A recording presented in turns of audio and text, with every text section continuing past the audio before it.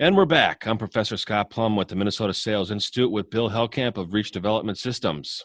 Thanks, Scott. It's great to be with you again and with all of our listeners as well. Good training is valuable, right? Well, trainers think so. But I'm sure that not all of the participants would agree. Determining the value of training based on our gut gets us nowhere. But there are systems that will help you understand the real return on investment, whether you are a sales manager or the salesperson sitting in the class. On today's show, our special guest, Kristen Taraszewski, will give her insights on measuring training ROI and much more on episode 408 of the Get in the Door podcast.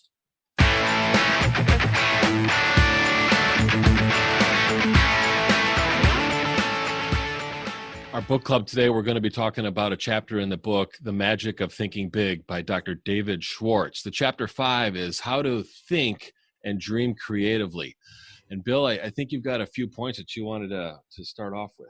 Well, it's the thinking part. Sometimes it's awful hard for me, but I like what he talked about is that in order for something to come to fruition, you have to believe it can be done. Otherwise, you're going to quit before you even start. And so it really does start with that strong belief that you can do this thing before you'll start out. Otherwise, you tend to quit before you get going. Yeah, it seems like impossible has two definitions. One is you cannot conceive it in your mind, and two, you currently do not have the resources to achieve it. And I find working with salespeople these days, being impossible means that they can't conceive it in their mind. They can't visualize it. And like we talked about at the last podcast, our brain thinks in pictures and in images versus in words. And if we can't see it in our mind, we can't achieve it. So Napoleon Hill's got a great quote, you cannot achieve what you cannot conceive. And I really find that if we're making a goal and the goal is achievable, maybe it's not a very good goal. I mean, it's realistic. If we follow the SMART goals, it's the realistic and it's attainable, but does it really make us stretch and does it really make us grow? I think a goal that is difficult for us to achieve causes us to stretch, causes us to think about achieving it. And the process of achieving the goal and the journey of achieving it is really works on how we develop our sales skills. But that's the balance. But you're talking about the balance, right? Right. Oh, yeah. What's that fine balance between a stretch goal, something that will push us, but that we can also believe in? Definitely. And sometimes the traditional thinking is what salespeople really resent. They get so comfortable in their comfort zone. I always ask a question when I'm doing a session is, where are you most comfortable? And then I ask them, how much time do you spend there? And it's amazing how much time people spend in their comfort zone. Yeah. And there's nothing wrong with being in there sometimes. As a matter of fact, my goal is to do more of the things that I'm comfortable with. I'd rather do some things that I'm comfortable with and do a lot of them than always be trying to go outside that comfort zone. But you're going to have to do that in order to achieve great things. So picking and choosing where you're going to go outside that comfort zone and then where you're going to go back and get a lot of stuff done is a good balance. You were talking about tradition, though, and it's kind of that we never did it this way. I can't tell you the number of salespeople that I've worked with that get themselves locked into doing things one way, and they come to a training program of some kind, and they're committed to not making any changes. Right. It seems like they've arrived and they stay there. Right. I get into situations where people call me, company owners call me, and they say, I need help on this particular project. And I go, wow, that's interesting. Tell me more. And I end up hearing more about what their intent is, what they want to get out of it, what kind of results they're looking for. And I said, let me think about it and get back to you on it. And sometimes I have to call other people that I know that are a little bit more specialized in that area. And when I share that with them, they go, I've never done that before. And I'm like, oh, okay. Well, thank you for your time. Have a good day. Because I certainly don't want you to commit to any project that's outside of your comfort zone and anything that you might learn to do something new. Right. That's how we end up being challenged to learn something new. Somebody introduces us an opportunity and our attitude is, that's interesting. Tell me more. I'd really like to learn more about what you want to accomplish with that. And then by thinking about that, we're really figuring out a way to achieve it. Yeah. Well, how many sales managers go out there and set their goals for their people that they don't believe in? And it's lost before it gets started because the salespeople say, well, I can't hit that kind of a goal. Oh, and now they don't move on because I've never hit that goal before. So in sales management, we have to also work on this thinking big and help the people on our team that aren't good at it to think big and see the possibilities of their territory or, their goals for that year or that quarter. So that gets into some of his questions he asked. He says, every day ask yourself, how can I do better? Yeah. Every day ask yourself, how can I do more? So he's really into asking ourselves difficult questions to push ourselves a little bit more, whether it's a goal or whether it's trying to do something differently. Right. It's kind of like when something bad happens to us. So we always ask ourselves, why is this happening to me? It's like the book, Good Things Happen to Bad, or Why Bad Things. Bad things happen to good people. Yeah, that book. Obviously been a while since I read it. But I think a good question to ask is, what am I to learn from this? And when we get into a situation that is new to us or we're having a sense of frustration, this is the first step of change, is frustration. It's emotions. That's what causes us to do something different. And if we ask ourselves, what am I to learn from this? We're going to be able to really concentrate on the good of the situation and be optimistic. One of my favorite authors is John Maxwell, and he has a book called Failing Forward. And it's the understanding that through failure, I grow and I learn. I either achieved or I learned. It's not I failed. I either made it or I learned something new that I can apply to the next time that I'm in this situation. I always use the analogy of skiing. If you're a downhill skier and you're never falling, you're never quite cutting the edges. You're never pushing yourself beyond what you're able to do. And so falling is part of that process of learning and growing. It's like a sales manager should ask a sales team every single week when they do the sales meeting, how many of you failed last week? Right. Where did you fail last week? How did you fail last week? If you didn't fail, you didn't get outside your comfort zone. You didn't try anything new, because failure is the first step of change and awareness on finding the real answer. And that's progress. And that's where true answers come from, is after failing. Right. You mentioned John Maxwell as a great author and speaker. And when I listen to a great speaker, I always listen to their content, and I consider it raw materials. And this was mentioned in the chapter as raw materials. And when I do a session, and I heard this from a great speaker that I follow, he said, don't write down what I said. Write down what you thought of based on what I said. Mm-hmm. And that's the refined thinking and the application of the content. So take something that you read in a book, something that you hear from a speaker or a podcast or a webinar, and write down what it made you think of, because then that's your adopting it and incorporating it into your natural style and your natural process, and it becomes part of the new you. Yeah, I've got to listen to that speaker with an idea of thinking, what is this going to make me do differently out there in the workplace? And I have at the back of my notebook is a little task list. This is what I'm going to do different based on what the speaker talked about. And I think that's really important. You talked just a moment about making a decision to go out and do it. It's that intentionality. I'm not going to make changes by accident. I'm not going to make changes or grow or get better by hope. I only get it through intentional action.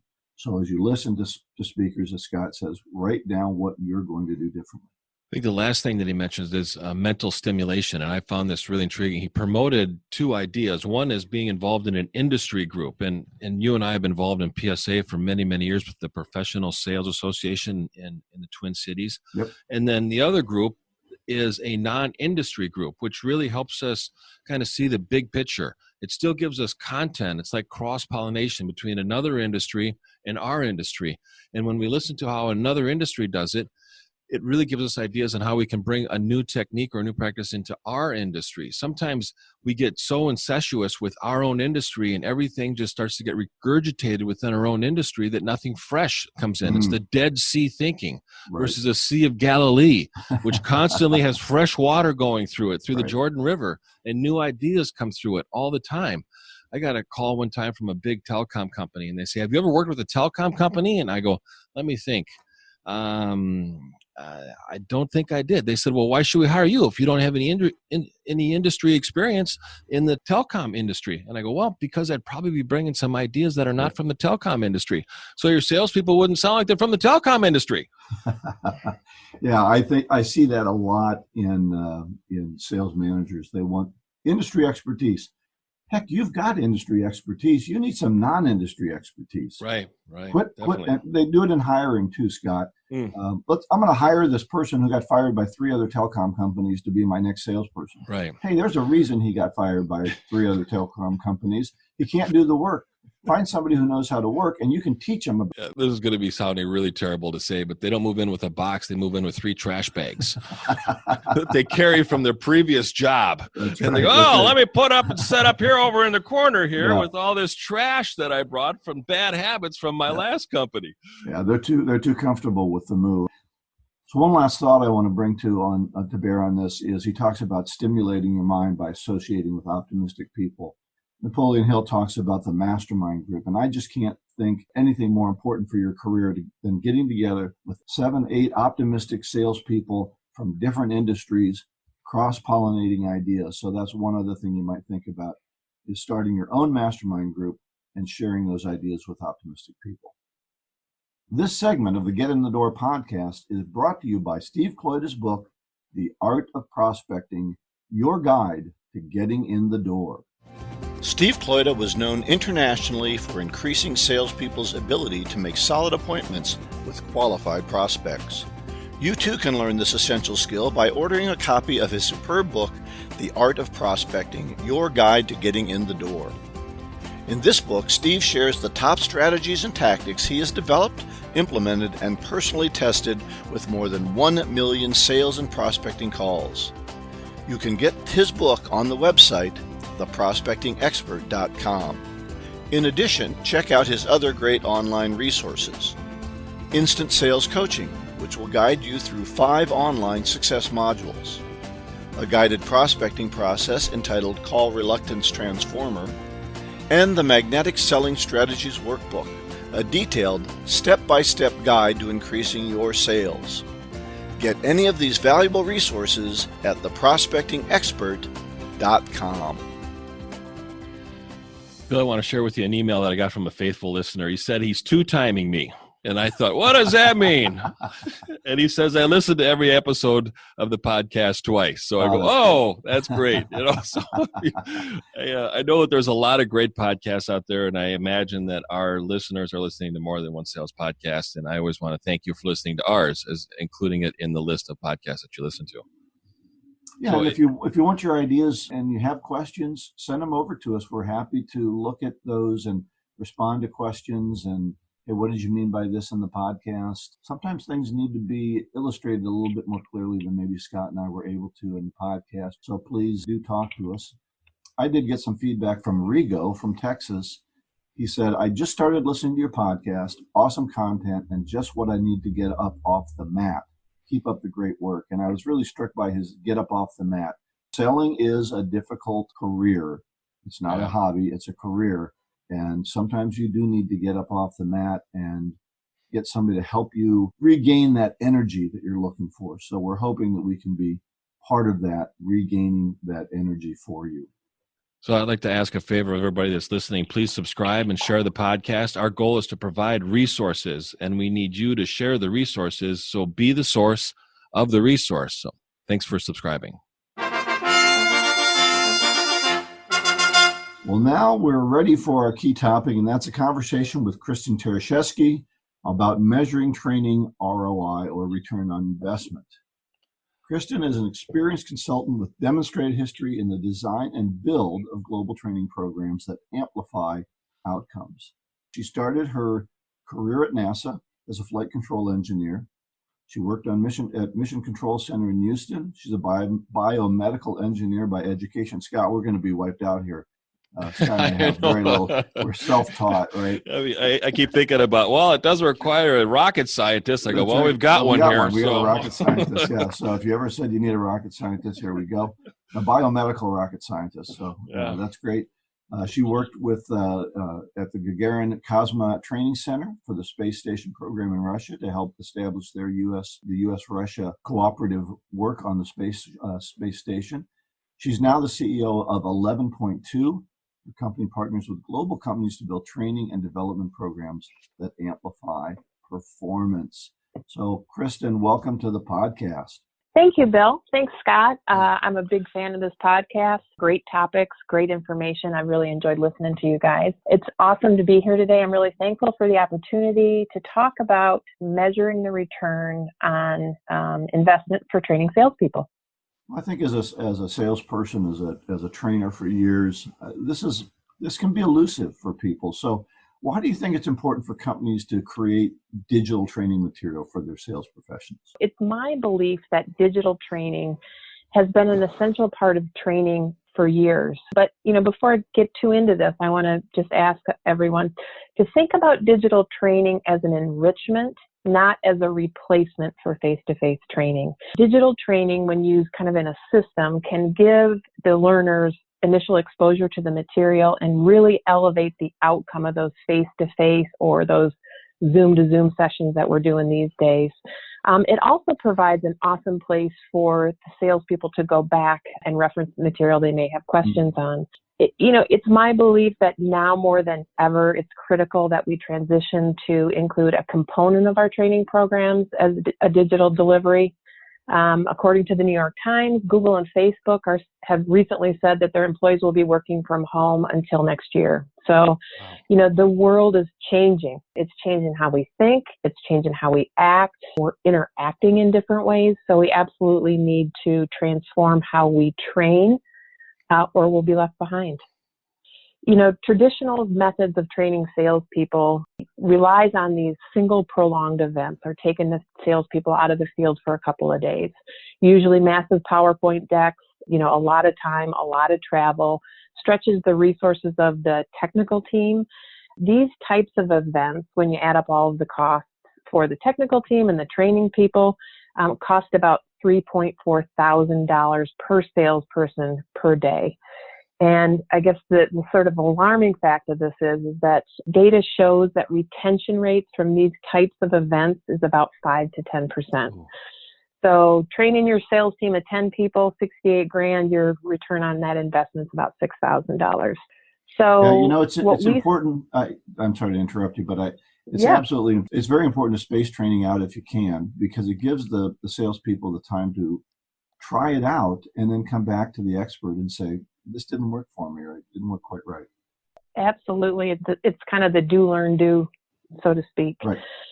At 11.2, what we suggest is that sales organizations utilize a very structured approach to training that includes some digital training, includes a lot of face-to-face training. It has a very clear pathway and learning maps for the user so they know what they need to know. Great, Kristen. Thanks for joining us. We've known each other some time, and you shared with me the meaning of the name of your company, 11.2. Could you share that with our listeners? So 11.2, we partner with sales organizations to help salespeople break free from the constraints of not knowing, to help salespeople eliminate that productivity gap. In other words, where they're performing today to where they know they could perform. And once they're free from those constraints, once they have the training they need, they can really ascend to new heights and really hit new performance and sales targets. So 11.2 meters per second is the velocity an object has to travel to break free from the gravitational pull of the Earth. So our name kind of suggests or links back to our core belief that salespeople can really achieve amazing heights with proper training. It's like describing flight. What creates flight, lift or power? And I always think power controls flight, because you could strap a gin engine to a trash can and it'll fly. But just to get into the 11.2 formula is just fascinating. So thanks for sharing that with us. And I totally agree with your point of $3,400 per sales rep that it costs a company to pull them out of the field.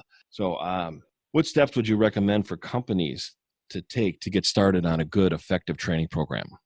So Scott, we have 4 fairly simple steps that we suggest. And the first is to centralize training content and material. We did research last year across 38 industries with many salespeople and sales leaders. And there was a common comment that the sales teams were having trouble finding the information they needed. It was there, but because it was spread across so many platforms, they weren't able to find it. So step 1, centralize your material, create a centralized repository.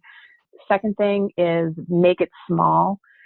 Make the learning segments small. Break that content up into segments So the retention rate is higher, and also you're able to change it very quickly and easily as the market changes. Third step, measure, introduce some metrics into the system so that salespeople can measure what they know and what they need to know. And then the fourth point is to teach them to think. So integrate workshops and conversations into your training so your team is needing to actually apply that information that they learned through your training program. We suggest that companies today transition at least a third or 33% of their training to digital or online to reduce that time out of the field and to really increase that efficiency and knowledge absorption. That's one of the benefits, I think, to the podcast idea. The podcast is like a little weekly training program. And if you take the ideas out and use them, it can really help you. What do you see? Now, you mentioned a couple of the benefits of this, but one of the ones you mentioned was find a way to measure the metrics. And I think that's the key question. What are some of the metrics that a company should be measuring in order to provide the value? Yeah, so the return on this investment. So ROI for a structured, centralized, segmented training program has two parts, in my opinion. One is the numbers and the dollars. The other is the impact on the team. So I'll just talk briefly on both of those things. So in regards to numbers, having a structured training and onboarding program absolutely has an impact on the top line because salespeople who know more sell more. When we've integrated these programs in companies, we've seen an impact on the numbers as early as 6 to 8 months, with the absolute major impact happening at about 12 to 18 months in terms of numbers. Moving training to online elevates efficiency with the teams. We've estimated it to be about 18%, which for a sales guy who's making $110,000, that equates to about $20,000 a year. There's some alarming statistics. So 62% of the salespeople that were surveyed said that their onboarding program was inefficient. So having a training program not only affects your return on investment, but it also touches on retention rates. Gives your sales guys more job satisfaction because they've got the answers. As you guys probably know, onboarding for a sales guy costs about 1.5 to 2 times their annual salary. So having a consistent onboarding program is going to lower that turnover quite dramatically. So you're saying Go Get 'em Tiger is not a good onboarding program? No. Here's your book. Absolutely. Here's a list of contacts. Go Get 'em Tiger. Here's the phone. Here's your cube. Sit down. Absolutely. We'll get you cards and a computer in 5 weeks. If you survive the probationary period, we'll give you business cards. Yeah, absolutely. Well, I think in one of our previous podcasts, Scott found out that you cannot sell if you don't have business cards. Oh, you can. You can. Sorry, Kristen. Oh, that's funny. I was just going to add one more thing. The time to productivity for salespeople is anywhere from like 11.2 to 15 months. Having a defined onboarding program is going to lower that quite dramatically down to the 8 to 9 month time zone. So, it's got a huge impact on your numbers. It's got a huge impact on your team. It gives your sales guys answers to questions faster and faster qualification, faster conversion, and more sales. So the impact's pretty far reaching. It sounds like, Kristen, there's a couple of different departments or roles that are involved, from sales leaders to HR to, the business owner who's running the company. I mean, how is this all pulled off and who's responsible for making this happen? It's all great stuff. Well, companies have different areas where training is handled, but generally it's the sales leadership who initiates the change in the sales training program. Salespeople are different. They think different. They act different. They're under pressure to get answers to their customers very quickly. They need information very quickly. So we need to train salespeople differently, in my opinion. Putting them in a classroom for 2 days and, putting a bunch of PowerPoint slides in front of them is going to frustrate them. So we suggest, again, that this approach isn't completely replaced, but just remodeled slightly, that there's some structure put into it and that they have a very clear expectation of what they need to know to be successful. There's some accountability. In other words, training and development is a part of their performance objectives for the year. And that also that the leaders really support that culture of ongoing learning and development and give their guys time to engage in some of this training. So true. I think, like Bill said earlier, the incremental growth reinforced over time is so important. And to do 2 days, it's they salespeople are overwhelmed with it. And if they don't have the reinforcement and the accountability for the application with sales leaders, that ends up kind of falling through the cracks, and people end up going back to bad habits. So great stuff. Yeah, I found that one of the actually advantages to this lockdown situation we find ourselves in from a learning standpoint is it's forcing us not to do 2-day classes. We just really Right. can't do them. Yeah. Nobody can stay online that long, but an hour and a half to 2 hours spaced over time is very possible. And because we don't have to travel, it was the travel and pulling everybody together that really forced that kind of situation. We don't have to do that anymore. So the sales team, Scott talked about the sales leaders having an important role. What about the sales team? What should they be doing to maximize the ROI of the training? Going back to the initial conversation, I think the best thing they can do is to challenge themselves to do something new and to ask themselves every day, what do I need to know and how can I do this better? And to really own their learning, identify what they need to know, and then go out there and get it instead of kind of waiting for it to be delivered to them. The other thing is kind of a daily habit of saying, I'm going to learn every day. That doesn't have to be 3 hours. It's 5 to 15 minutes every day. Take that responsibility, take that challenge, and agree to go in and find something new that's going to make them better at what they're doing in their job. And also sharing success and talking about what worked for me in the field. And also, as you guys mentioned, sharing their failures, learning more from their failures almost than they are from their success. And then last thing I would say is to be open to tell the leadership what you need to be successful. If your leadership is open to that, share, we could really use this, or make suggestions in terms of content and approach for the training program. Well, it makes for a great conversation between the sales team and the sales leaders. Bill mentioned earlier that this pandemic has really caused the interaction and the coaching and the training to change a little bit more from 2-day events to more incremental growth. What are other thoughts on how training and development needs to change for the current landscape and the situation that we're in right now? Forbes wrote the other day that consumers have adopted some short-term behaviors that will, in many cases, become permanent. And I believe that transition to digital communication and digital information uptake is one of the biggest changes. I think there's always been a need for digital training, but the barriers are now lowered in terms of adopting that. And, I think that the people who don't transition their training to digital will not survive. Chances are we emerge from the situation in a recession. I think sales teams are going to be leaner. Performance expectations are going to be even higher than they are. So more than ever, I think it's extremely critical to have a structured training program with small segments of content so that your sales teams can have what they need to break free from the constraints of not knowing. Absolutely. And breaking free, that's really part of training, isn't it? To change what we used to do, find new and better ways to do that, and break our old habits, which, while we're good at them, don't necessarily provide the productivity that we want. Any final thoughts that you want to give us, Kristen? And then also give us your web address, resources, anything you want to tell us about your organization and where you're going. So our website is 11.2.com. We'd love to have listeners visit. We have a contact form there. If you have any questions, we'd love to be able to answer those for you. We do have, or we'll have, a one-pager that kind of summarizes what I've talked about today.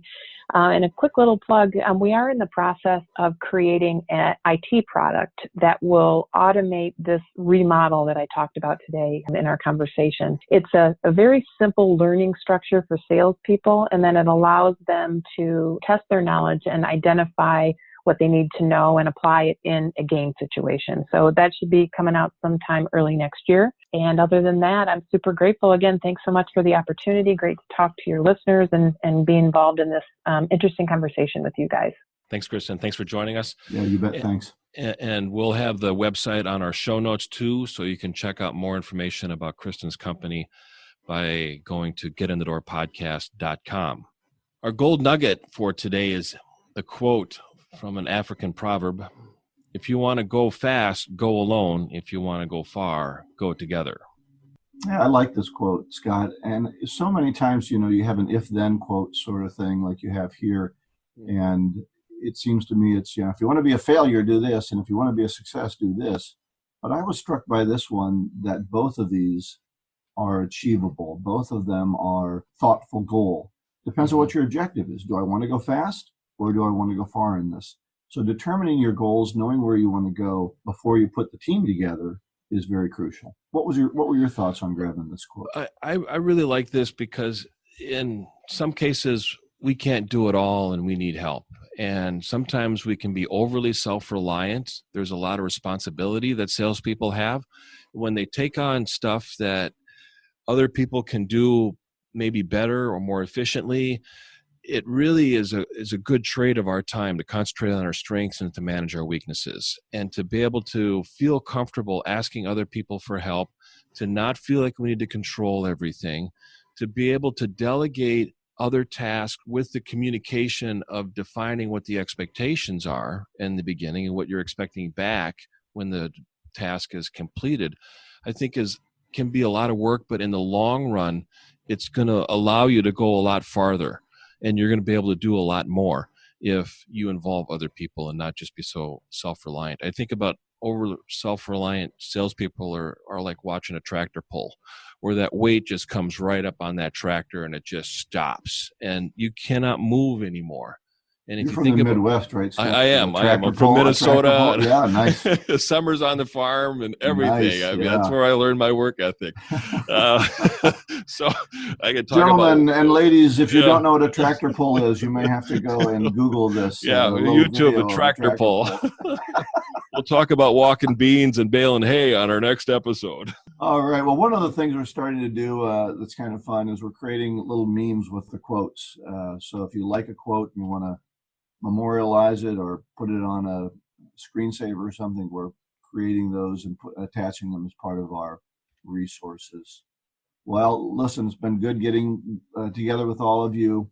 The Get in the Door podcast .com is where you can go to get all these resources, getinthedoorpodcast.com. My website is reachdev.com, and all of this information will be in the show notes. We want to thank Kristen again for being part of our podcast. Hopefully she'll have a chance to come back in the future. Scott, why don't you give the closing comments? Yeah, next week we're going to be talking about Chapter 6 of The Magic of Thinking Big. You are what you think you are. And we're going to be focusing on a topic of overcoming objections. Thanks, everyone.